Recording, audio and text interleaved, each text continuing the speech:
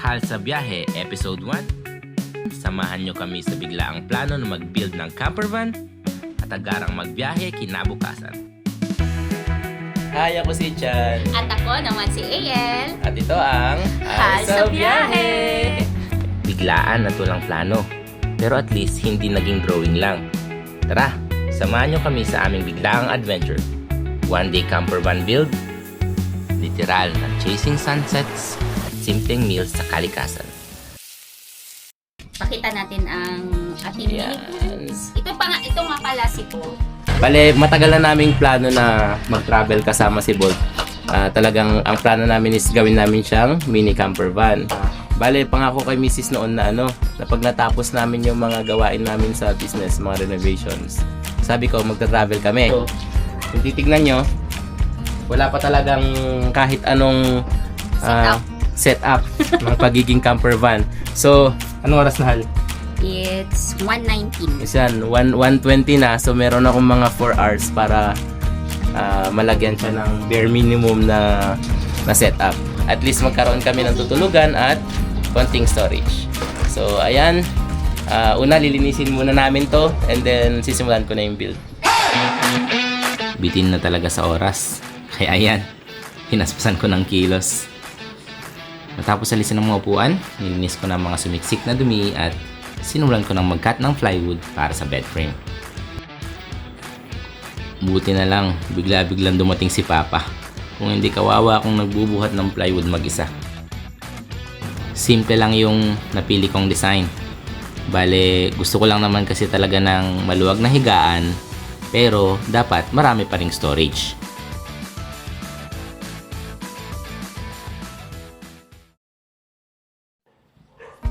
Gabi na nang matapos at dumating na rin si Hal para tignan ang initial na setup ng aming mini camper van. So, anong plano dito? Sa So, ngayon, ito na lang muna. Pero ang plano talaga dyan, magkakaroon tayo ng pull out dito na na kitchen. So siguro mga 1 meter mahigit lalabas yan dito. hanggang saan? Magkakaroon ka ng kitchen at sink. Wow. Ito, Ayun, nandiyan na. storage na ito ng ibang mga gamit. So, sa ngayon, bukas Ayun. pala, Bale, para masimulan lang natin mag-travel, pinilit ko lang tapusin muna ito. Buti na lang dumating si Papa, kawawa sana nagbubuhat ng mga plywood. Ayan, ito lang muna. Bale, sa next time, malalagyan dito ng harang para maluwag yung higaan natin. saan lalagyan ng harang? Dito? Nalagyan niya ng harang na pwedeng i-fold para pagbabaklasin maalis siya. Pati din nun sa kabila. Okay. Dito rin meron din yan. Pero syempre ito, kung makikita mo yan, malaking space din yan. Mga storage ng tent, storage ng mga folding chair, diba? Ay, oo, pwede din. Tapos tignan mo dito. Iniisip ko rin maglagay ng water tank natin dito. Water tank natin maaring dyan o kaya dito. Lalagay tayo ng water tank dyan para sa shower natin. So kahit maliit siya, maraming features. Bali ito, naipupulab siya. Kasi meron akong balak gawin dito. Abangan nyo kung anong mangyari dito sa space na to. Ito, naka-fold siya. Wait lang. Doon ako sa kabilang side. Paano? Ayan. Ito, i-unfold siya, ganyan. Yan. Para Kasi, itong space na to, magkakaroon to ng additional na feature na hindi mo akalain pwedeng ilagay sa minivan. so yun yung abangan nila. First, if not in the Philippines, if not in the world, in the Philippines. Ganon.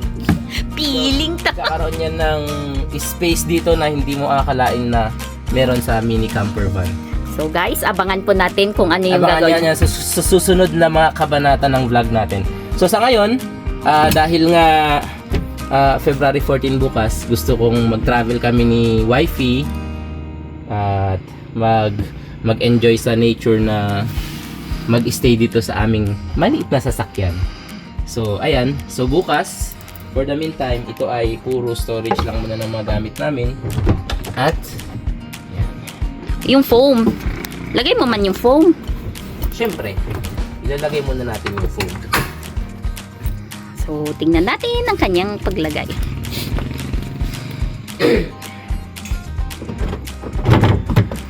Na-inspire ako dito sa mini camper van na explore kasi kay Boy First Time. Shout out, idol, Boy First Time. Sino si Boy first time? Ano rin yun, taga dito sa atin, na vlogger ng mini camper. Ay Yung sinasabi ko sa yung blue na may nakalagay sa harap na Gulf. Ay, taga dito pala Gulf siya. oil. So, Ayan, so ilagay natin yung foam. Ayan, tignan nyo naman. yan ang kanyang foam. Minivan ka mo, pero tignan mo naman kung gaano kaluwang yan. So, itong size po ng foam namin is Double double. ito. Double na bed ito. Tignan mo naman. Oh. Sinukat besh. Oh. Yan. Kasya buong pamilya. Dadalawa lang. Kasya buong pamilya. Kasya tayo buong family. Pagulong-gulong ka dito, tignan mo naman yan. Very spacious. Tapos, makaupo ka. Pwede kaming Naman. magtong its dito, ganun. Dala So, kong bra. excited na bukas. Excited ka na, Hal? Yes, of course. Kinabukasan, maaga kaming gumising dahil ang dami pa talagang kulang sa mga dapat dalhin.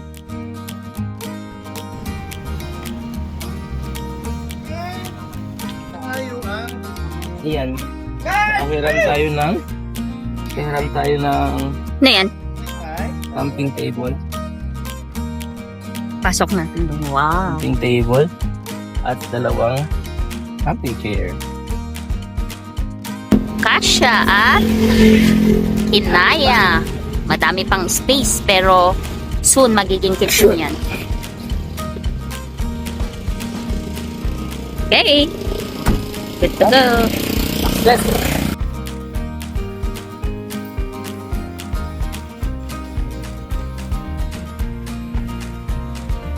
Isa na lang kulang. Kompleto na ang camping gears. Pero syempre, di tayo bibiyahe na walang pambaklas ng gulong. Just in case maflatan tayo. Kailangan ko pa ng tubo. 250 ito? Grabe naman. Oo. Hindi original yun. Super, ano to? Super hardened. Aloy. Sukat mo wala ka na.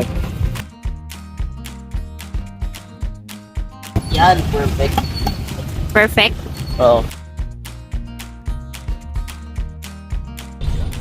So, ang na lang natin, mag-ipin natin ng Kabangwan, Kabanggawan. Kabanggawan Beach. So, according dito, 7 hours. 7 hours na biyahe. So, medyo mahaba-habang biyahe. So, officially, alis na tayo ng Solano, 9:47. So, okay na to. Nag-start na siya. So, Start. Let's go! ito na. Ito na, paalis ng Vizcaya. So, siguro simulan natin sa prayers. God bless our trip. And God bless our trip. Keep us safe po. ayan na guys. Kayang-kaya namin to. Kaya namin to.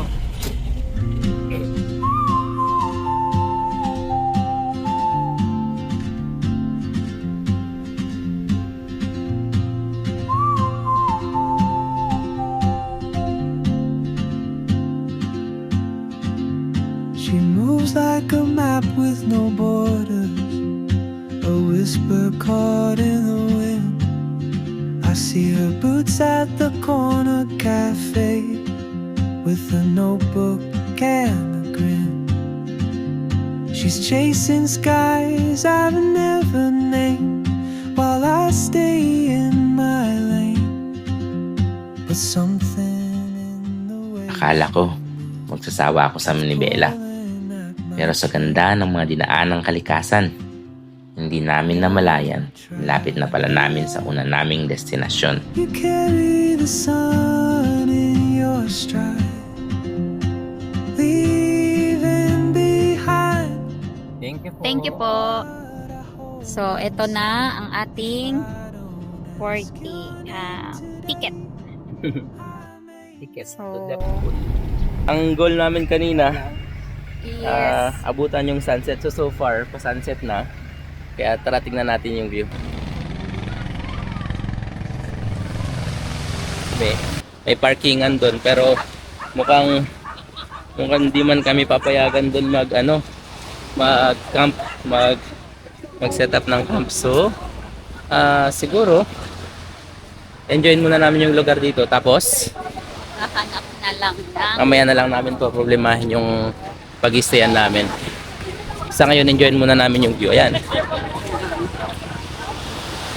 At nahabol nga namin yung sunset. Ganda, di ba?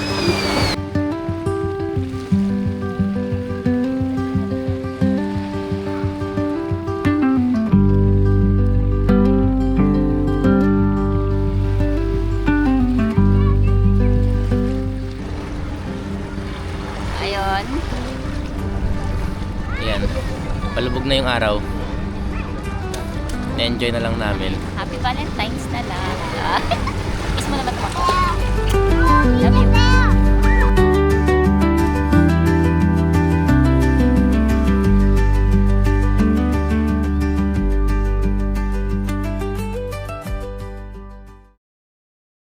So ayan, maghanap kami ng bagong mapwestuhan kasi parang naiilang kami ditong magluto dahil wala kami nakausap, wala kami napagpaalaman. Wala Yung parang may gagawin kang illegal ganun kapag Oo. hindi ka nakapagpaalam. Wala ding So, siguro- lumalapit sa amin kasi Wala kaming nadaanan na reception, wala kaming basta pinapasok kami ng Google dito, pumasok kami, maganda naman yung view, kaya bumaba kami, enjoy namin yung view. So ngayon, ginabi na kami, enjoy ng bata yung sunset, pero siguro titingin muna kami kung saan kami makapag-set up ng camp. Tara? Tara. Adventure to. Dito. Ayan guys, may Meron kaming napasukan dito, bale, meron siyang may mga rooms sila, pero parang pinayagan na lang kami na mag-camp. So, bayad kami ng entrance sa 150 per head. Pero tignan natin kung ano mapapwesto natin dito. Nakapili na kami ng spot. So, bale, ito yung likod ng van. Ayun yung dagat nasa likod namin. Maganda yan bukas ng umaga.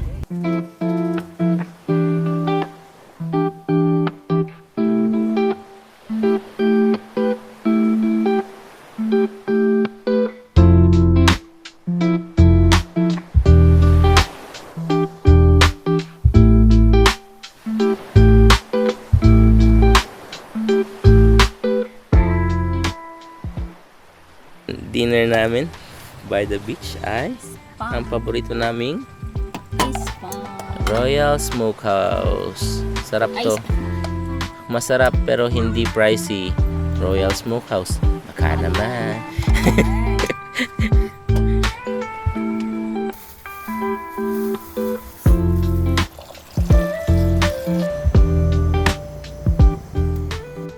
Yan, sa wakas, chow time na.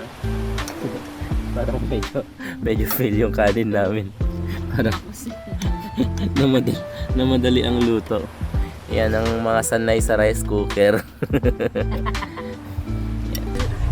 Ang sarap talaga nitong itong smokehouse na ito. Magkano ito? 90 pesos? 95 pesos lang siya. Hindi siya kasing mahal ng spam na tig 200 plus ata yun. Pero ang sarap talaga nito.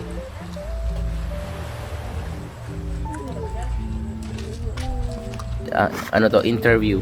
Ano? Anong masasabi mo? Anong pakiramdam na tayong tatlo lang dito nagka-camping? Masaya. Masaya? Kahit Oo. tayo lang. Oo, kasi walang sismosang kapitbahay. Hindi masaya kasi first time nating itong gawin. As in tayo lang, walang iniisip na ibang tao na kung kumain na ba sila. Yung parang as in tayo lang. Inisip lang natin yung tayo lang. Oh, pero kapag marami tayong kasama, naliligo tayo. May tagaluto.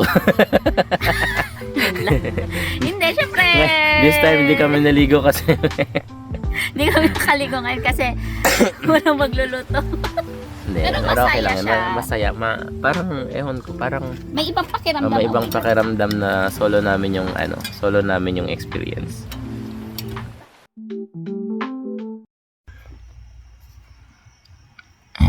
Time check, 5:15 na. Nakatulog kami mga 11. After namin kumain, naghugas, nagligpit ng mga gamit, nag-shower.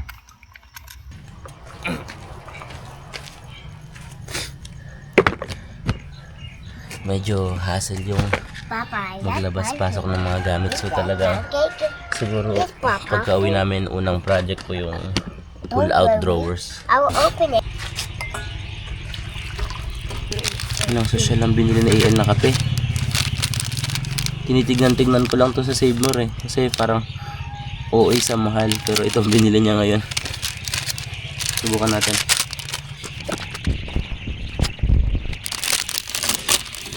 What's inside? Oh! It's brewed coffee. Sabi, put coffee bag in a cup. Okay. That's it.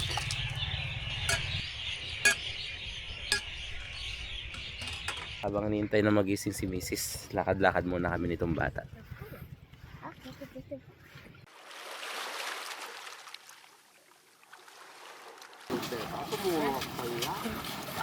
You're not believe that I'm in the beach. You're in the beach. Ayan.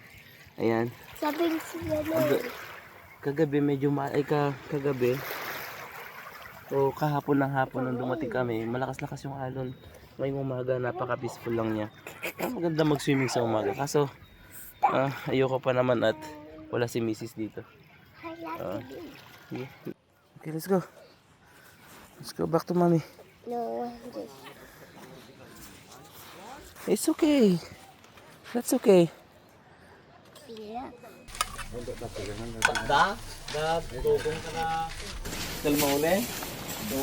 Scrambled pancake. Matapos ang agahan, hindi na kami nag-aksaya ng oras. Sabay-sabay kaming lumakad papunta sa dalampasigan habang ang hangin ay may dalang alat at pangakong pahinga. Sa bawat yapak sa buhangin, parang unti-unting nawawala ang pagod ng nakaraang mga araw. Tawanan, sigawan at mga simpleng kwentuhan. Mga tunog na mas masarap pakinggan kesa anumang musika. I could go fishing.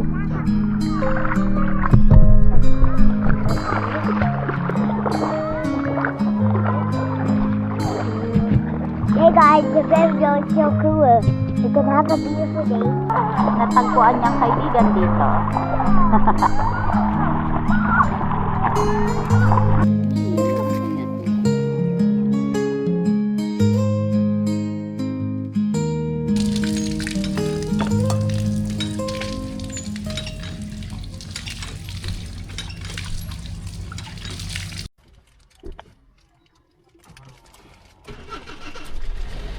Okay. So, time to say goodbye to anong pangalan nito? Cabao. Hanggang ngayon hindi ko pa rin alam yung pangalan. Cabaongan Beach. 10:57. Ay, 9:57. So ayan, 9:57. Aalis na kami dito sa Cabaongan Beach. Teka, i-confirm ko na nga lang, kanina pa ako parang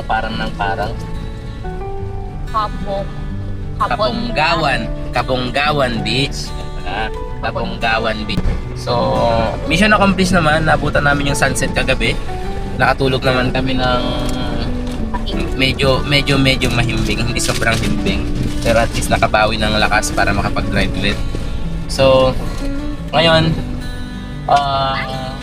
na-drive na kami paalis. Siguro punta kami ng Baguio o mag-camp tayo sa Malibu. Wala kami talagang maayos na plano, basta gusto namin mag-unwind lang. Sa isang biyahe na hindi namin planado, mas lalo naming napatunayan na minsan ang pinakamagandang kwento ay yung mga hindi pinaghandaan. Sa bawat pagtalon sa hindi sigurado, may kasamang takot. Pero mas malaki ang saya at aral na kapalit. Kaya minsan, kailangan lang talagang maglakas loob, tumalon, magtiwala, at hayaang dalhin tayo ng daan kung saan tayo dapat